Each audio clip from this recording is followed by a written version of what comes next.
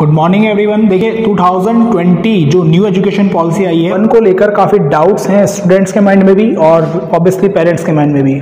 मैं अपनी इस वीडियो के थ्रू बहुत हद तक कोशिश करूंगा कि आपके वो डाउट्स मैं क्लियर कर सकूं कि जो एजुकेशन पॉलिसी हमारी आई है उसमें क्या इम्पॉर्टेंट है हम लोगों के लिए, स्पेशली स्टूडेंट्स के लिए क्या इम्पॉर्टेंट है। तो ये वीडियो ऑब्वियसली पेरेंट्स को भी के लिए भी इम्पॉर्टेंट हो जाती है, क्योंकि ऑब्वियसली उनके अगर कोई भी चाइल्ड अगर पढ़ रहा है किसी भी क्लास में या हायर एजुकेशन में, तो यहाँ पर सभी के लिए कुछ ना कुछ है। देखिए बात करते हैं एजुकेशन पॉलिसी को लेकर। सबसे पहले मैं बात कर रहा हूँ आपको कि जो पहली एजुकेशन पॉलिसी थी हमारी वो 1986 में आई थी और उसके ठीक 34 ईयर्स बाद यानी कि 34 साल बाद हमारी एजुकेशन पॉलिसी को चेंज किया गया है। देखिए किसी भी देश के विकास में या किसी भी देश में अगर कुछ बदलाव करना चाहता है कोई भी, तो कहा यह जाता है कि सबसे पहले उसकी एजुकेशन पॉलिसी को बदल दीजिए, यानी कि उसकी एजुकेशन पॉलिसी को बहुत इफेक्टिव कर दीजिए। ये स्टेप हालांकि बहुत पहले ले लेना चाहिए था, कोई बात नहीं, देर आए दुरुस्त आए, मैं कह सकता हूँ यहाँ पर कि कम से कम स्टेप तो लिया। और ये भी मैं आपको यहाँ पर कंसीडर कर देता हूँ ये पॉइंट कि ये जो एजुकेशन पॉलिसी बनाई गई है ये केवल ऐसा नहीं है कि कुछ चुनिंदा लोगों को इकट्ठा किया और पॉलिसी बना दी और उसे हम इंडिया कंट्री पर अप्लाई कर देंगे, ऐसा नहीं है। इस पॉलिसी को बनाने के लिए लगभग 2 लाख से ज़्यादा लोगों की राय ली गई है, यानी कि एक बहुत बड़ी मेजॉरिटी की राय ली गई है और उस मेजॉरिटी ने ये माना है कि हाँ हमारी जो इंडिया की एजुकेशन पॉलिसी है उसको बदल देना चाहिए, उसको इफेक्टिव करना चाहिए। जैसा कि हम देखते हैं कि जो फॉरेन कंट्रीज़ हैं या विदेशों में जो एजुकेशन पॉलिसी अप्लाई की गई है वहाँ के बहुत सारे पॉइंट्स को यहाँ पर कंसीडर किया गया है। तो हम 1 बाय 1 इस वीडियो में हम एक्सप्लेन करेंगे कि पॉलिसी को किस तरह से उन्होंने कौन कौन सी क्लासेस पर कौन कौन से इंपॉर्टेंट पॉइंट आपके दिए हैं। लेकिन उससे पहले मैं आपको ये बोलना चाहूँगा कि अगर आप मेरे इस चैनल पर नए हैं और अभी तक आपने मेरे चैनल को सब्सक्राइब नहीं किया है तो प्लीज़ मेरे चैनल को सब्सक्राइब कीजिए, ताकि आपको इस तरीके की जितनी भी अपडेट्स हैं प्लस इसके अलावा जितनी भी एकेडमिक वीडियोस हैं वो आपको प्रोवाइड होती रहें, वो आपको मिलती रहें। तो अभी मैं आपको थोड़ा सा यहाँ पर एक्सप्लेन करने जा रहा हूँ इस वीडियो में।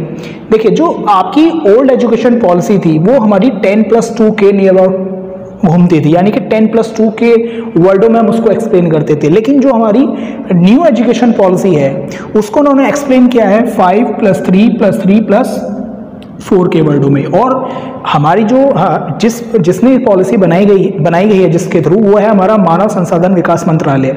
मानव संसाधन विकास मंत्रालय का नाम भी बदलकर अब शिक्षा मंत्रालय कर दिया गया है। ठीक, तो इसका जो नाम है अब हमारा मानव संसाधन विकास मंत्रालय का नाम अब शिक्षा मंत्रालय हो जाएगा। ठीक, ये जो पॉलिसी है ये अभी कैबिनेट ने पास कर दी है, अभी इसको संसद से पास होना है और फिर ये 2021 और 22 तक ये आप सभी पर अप्लाई हो जाएगी। उसके बाद ये सभी राज्य सरकारों को भेजी जाएगी और राज्य सरकार इसको अपनी सहूलियत के अनुसार अपने इफेक्टिव उसके रूल्स के अनुसार इसको सभी स्कूल्स पर अप्लाई कर देंगे। ठीक, तो हम 1 बाय 1 इसको एक्सप्लेन करेंगे।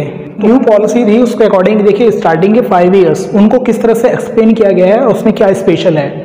देखिए स्टार्टिंग के 5 ईयर्स को हम फाउंडेशन स्टेज कहेंगे, यानी कि इसको उन्होंने एक वर्ड दिया है फाउंडेशन स्टेज। फाउंडेशन स्टेज का मतलब ये हो गया कि क्योंकि यहाँ पर बच्चा बिल्कुल स्टार्टिंग से लिखना पढ़ना बोलना सीखता है, तो उसको उन्होंने बिल्कुल उसके एक तरीके से कहा गया नींव रखी जा रही है उसकी, तो इसलिए उसको उन्होंने फाउंडेशन स्टेज इसको वर्ड यूज किया है।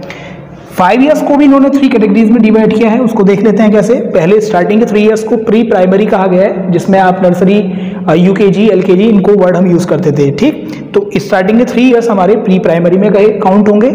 उसके बाद जो फर्स्ट क्लास है उसका 1 ईयर रखा गया है और जो हमारी सेकेंड क्लास है उसका भी 1 ईयर रखा गया है। लेकिन यहाँ पर स्पेशल क्या है कि यहाँ पर आपके जो एजुकेशन है उन स्टूडेंट्स पर, इन बच्चों पर किताबों का बोझ को कम कर दिया गया है काफ़ी, और इनके लिए एक पर्टिकुलर एक सिलेबस तैयार होगा, जो करिकुलम तैयार होगा वो आपकी एनसीईआरटी तैयार करेगी। और यहाँ पर इन बच्चों की एजुकेशन के साथ साथ इनकी जो अदर एक्टिविटीज़ हैं, चाहे वो स्पोर्ट्स को लेकर हो या कोई भी आपकी अदर एक्टिविटी हो, या बच्चा किसी भी चीज़ में एक्टिव है ज़्यादा, तो उस पर स्पेशल फोकस किया जाएगा। तो यहाँ पर स्पेशल क्या हुआ कि यहाँ पर स्पेशल ये है कि प्री प्राइमरी के 3 ईयर्स रखे गए हैं, फर्स्ट क्लास को 1 ईयर और सेकंड क्लास को भी 1 ईयर में काउंट किया गया है, लेकिन किताबी बोझ को बहुत कम करने की कोशिश की गई है, क्योंकि उसकी जो अदर एक्टिविटीज़ हैं यहाँ पर उनको एक स्पेशल ट्रीटमेंट की कह सकते हैं हम, ट्रीटमेंट दिया जाएगा, यानी कि उनको एक स्पेशल कैटेगरी में रखा जाएगा उन स्टूडेंट्स को जिनमें कुछ ना कुछ अदर एक्टिविटीज़ के रिगार्डिंग वो काउंट किए जा सकते हैं। तो इसके बाद नेक्स्ट आपकी पॉलिसी है, जो न्यू पॉलिसी है उसमें जो नेक्स्ट 3 इयर्स हैं आज हम उसको एक्सप्लेन करने जा रहे हैं। देखिए नेक्स्ट 3 इयर्स में अगर आप देखेंगे तो 3rd क्लास, 4th क्लास और 5th क्लास को काउंट किया गया है। इसमें मैं आपको बता चुका हूँ pre nursery to 2nd class count किया गया है। ये वाले जो 3 इयर्स हैं, इस 3 इयर्स में आपके 3rd क्लास, 4th क्लास और 5th क्लास को काउंट किया गया है। स्पेशल क्या है यहाँ पर, ये मैं अभी आपको एक्सप्लेन कर देता हूँ। देखिए यहाँ पर आपकी जो एजुकेशन है, इस बच्चे की एजुकेशन, स्टूडेंट की एजुकेशन को आप अपनी किसी भी लैंग्वेज में यूज़ कर सकते हैं। यानी कि अगर कोई पेरेंट्स ये चाहता है कि मैं अपने बच्चे को मराठी में पढ़ाना चाहता हूँ तो वो 5th क्लास तक अपने बच्चे को मराठी में एजुकेशन दिला सकता है। इनकेस वो चाहता है कि मुझे अपने बच्चे को 5th क्लास तक संस्कृत में उसकी एजुकेशन होनी चाहिए तो टोटली उसको संस्कृत में पढ़ाया जाएगा। और या अगर वो अदर किसी लैंग्वेज में वो अपने स्टूडेंट को, अपने बच्चे को पढ़ाना चाहता है तो वो ऐसा कर पाएंगे। इसके अलावा 3rd, 4th और 5th क्लास में यहाँ पर आपकी जो एजुकेशन होगी वो एजुकेशन आपकी या तो राष्ट्रीय भाषा आपकी यानी कि हिंदी ऑब्वियसली, या आपकी जो आपकी क्षेत्रीय भाषा है या आपकी जो राज्य की भाषा है, यहाँ पर भी आपको उसमें एजुकेशन मिलेगी। यहाँ अभी तक पहले ऐसा नहीं था कि आपको किसी पर्टिकुलर जो भाषा है उसके अंदर एजुकेशन को दिया जाए, लेकिन यहाँ पर जो चेंजेस हैं वो चेंजेस मैं आपको बता चुका हूँ कि यहाँ पर एजुकेशन आप पर्टिकुलर किसी भी लैंग्वेज में करा सकते हैं अपने बच्चे को। इसके अलावा ये जो एजुकेशन होगी ये आपकी स्थानीय भाषा, जहाँ पर जो आप रहते हैं वहाँ की जो भी लोकल लैंग्वेज है जो यूज़ होती है वहाँ पर, उसमें इस एजुकेशन को दिया जाएगा। या आपकी जो राज्य, जिस स्टेट में आप रहते हैं उस स्टेट की जो लैंग्वेज होगी उसको वहाँ पर जो यूज़ होती है उसमें भी इसको एजुकेशन को दिया जा सकता है या आप करवा सकते हैं। इसके अलावा आपकी जो नेशनल लैंग्वेज है तो उसमें भी आप अपने बच्चे की एजुकेशन को करा सकते हैं। यानी कि यहाँ पर एक बड़ा चेंजेस है कि लैंग्वेज की यहाँ पर कोई सीमा नहीं है, कोई बाध्यता नहीं होगी कि आपको पर्टिकुलर इसी लैंग्वेज में आपको अभी तक रीड करना था, तो आप डिफरेंट लैंग्वेजेस में भी अपने स्टूडेंट को या अपने बच्चे को आगे अपनी पढ़ाई को करवा सकते हैं। तो अब आगे जो नेक्स्ट 3 इयर्स हैं, देखिए 5 इयर्स को हम एक्सप्लेन कर चुके हैं, 3 इयर्स को एक्सप्लेन कर चुके हैं। यहाँ से क्रूशल इंपॉर्टेंट ईयर्स आपके स्टार्ट हो जाते हैं, ये 3 इयर्स और ये 4 इयर्स मोस्ट इंपॉर्टेंट है आप लोगों के लिए, तो यहाँ पर वीडियो आपके लिए इंपॉर्टेंट हो जाती है। देखिए ये जो 3 इयर्स हैं, यानी कि ये वाले जो 3 इयर्स हैं, इसको भी इन्होंने 3 कैटेगरीज में डिवाइड किया है, 6th क्लास, 7th क्लास और 8th क्लास। इनका जो ईयर टाइमिंग है या इनकी जो एजुकेशन है वो ऑब्वियसली 1 ईयर की ही रखी गई है, जो पहले भी थी वही काउंट यहाँ पर भी होगा। लेकिन यहाँ पर जो स्पेशल है वो मैं अभी आपको एक्सप्लेन करता हूँ 1 बाय 1 कि यहाँ पर स्पेशल आपके लिए क्या रखा गया है। देखिए इन 3 इयर्स को मिडिल स्टेज के नाम से जाना जाएगा। स्टार्टिंग की जो थी वो थी आपकी फाउंडेशन स्टेज, वो मैं आपको बता चुका हूँ, लेकिन 6th, 7th, 8th क्लास को मिडिल स्टेज के नाम से जाना जाएगा। यानी कि यहाँ पर हम मिडिल स्टेज कहेंगे 6th, 7th, 8th क्लास में। इंपॉर्टेंट की पॉइंट्स क्या है, यहाँ पर आपका जो बच्चा होगा या जो स्टूडेंट होगा वो एजुकेशन के साथ साथ कंप्यूटर कोडिंग, यहाँ पर मैंने एक वर्ड लिखा है कंप्यूटर कोडिंग, इसके अलावा जो आपके मोबाइल फ़ोन होते हैं उनकी सॉफ्टवेयर के जो बेसिक होता है वो सब यहाँ पर सीखने का मौका उसको अब मिलेगा। पहले ऐसा नहीं होता था।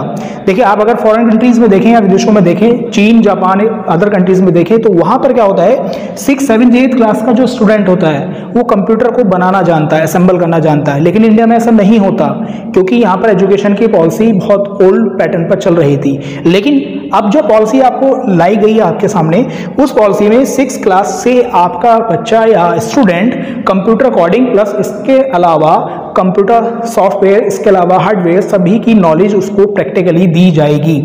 इसके अलावा अगर आपके स्टूडेंट में या आपके बच्चे में कोई एक्स्ट्रा एक्टिविटी में वो बहुत ज़्यादा मतलब माइंडेड है, जैसे मान लीजिए कोई स्टूडेंट पेंटिंग में बहुत अच्छा है, वो पेंटिंग बहुत अच्छी कर सकता है और 6th क्लास में हमें दिख रहा है कि ये बहुत अच्छा पेंटर बन सकता है, तो उसको यहाँ पर एक वर्ड मैंने लिखा है इंटर्नशिप। इंटर्नशिप भी उसको मिलेगी। ठीक, इसका मतलब क्या है मैं भी बता देता हूँ। इसका मतलब क्या है, इसका मतलब यह है कि 6th क्लास में अपनी पढ़ाई के साथ साथ वो किसी भी पेंटर के पास जाकर जो ऑलरेडी वहाँ पर बहुत स्पेशल है, बहुत अच्छा है, उस पेंटर के पास जाकर इंटर्नशिप ले सकता है, यानी कि साथ साथ अपने टैलेंट को इंक्रीज कर सकता है। ऐसा फॉरेन कंट्रीज में हुआ करता है।